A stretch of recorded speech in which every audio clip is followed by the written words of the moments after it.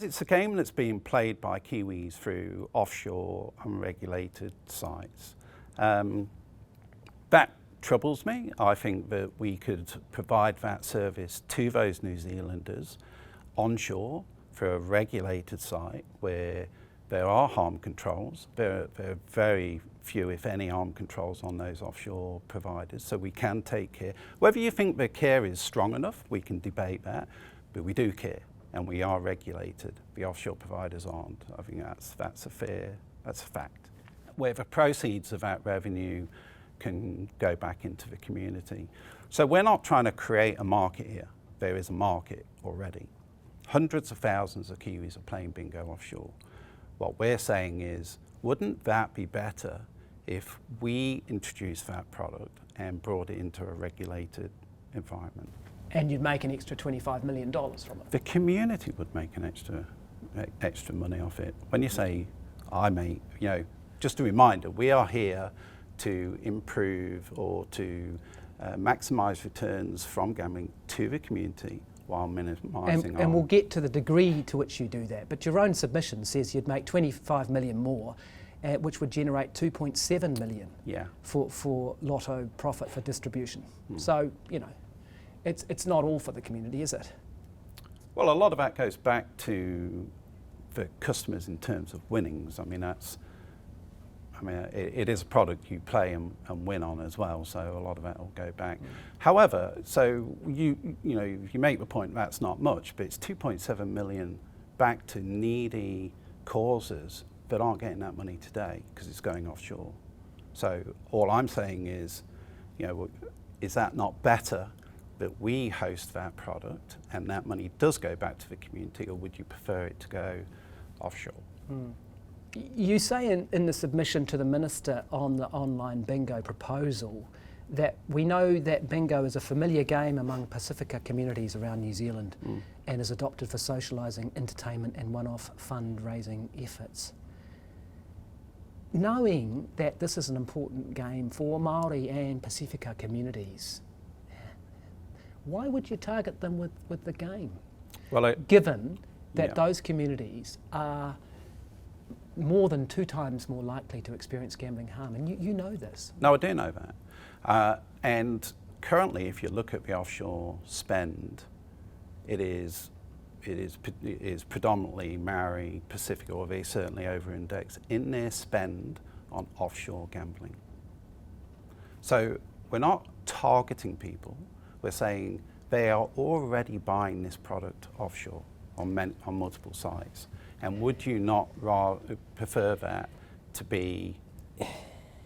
Well, maybe, but we all used this argument as kids, didn't we? Oh, well, someone else is going to do it, Mum, so I decided to go do it myself. I mean, take it more seriously than that, but. Well, what you're saying is that, these communities do play this game a lot, but it's better that they play it with us.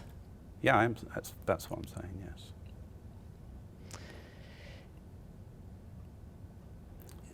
yes. But to be clear, you've seen the stats. The growth in revenue offshore, when you talk about the growth in our revenue, it's far greater offshore. So I don't know. If there is a better alternative that you can think of, or anybody can put to us around that, I'm happy to and open to hear. Also, always block New Zealanders from playing the games. But again, I don't have the ability to do that. Fair enough. Let's talk about vulnerable communities then. Why did Lotto set up a stakeholders panel in 2019 with no representatives from the Pacifica community, when that's one of the key communities facing harm? We do have representation from Pacifica community and from Maori communities on our stakeholder panel. Yeah, but it took, you set it up in 2019, it was at least 2 years before you got anyone involved. So when we initially set up a stakeholder panel, and we talked to them about many things, but a lot of it is around external oversight on how we operate. In those early meetings, it was part of the conversation turned to the over-indexing of harm for Pacifica and Maori communities.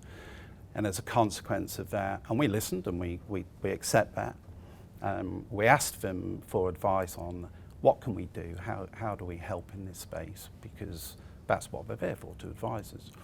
Part of that was to start working more closely with treatment providers in the Pacifica community, within the Maori community. It was also part of that, the discussion was, even if we want to try and reduce harm, which we do in those areas, you have to have a thoughtful process of not just what you're saying, but who delivers the message, who delivers that positive messaging. So as part of that, we also expanded representation from communication experts. So this is an area where it is really complex, and we have that advisory panel, and I'm sure the mix of that will continue to adjust and change. But it's really, you start with a panel, you get advice, their advice is change the makeup of a panel, so we did. Fair enough. Just before I leave the cultural aspect, your annual report for 2021 said you had 174 staff and one was Maori. Yeah. It's not good, is it? Well, that would be a charitable statement. Yeah. So this is an area of focus for us. I'm not proud of that.